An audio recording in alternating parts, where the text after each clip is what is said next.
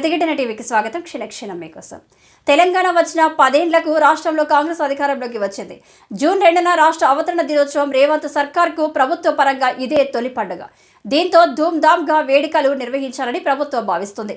అవతరణ దినోత్సవాన్ని పెరేడ్ గ్రౌండ్లో 10,000 మందితో ఘనంగా నిర్వహించేందుకు ప్రభుత్వం ఏర్పాటు చేయనుంది.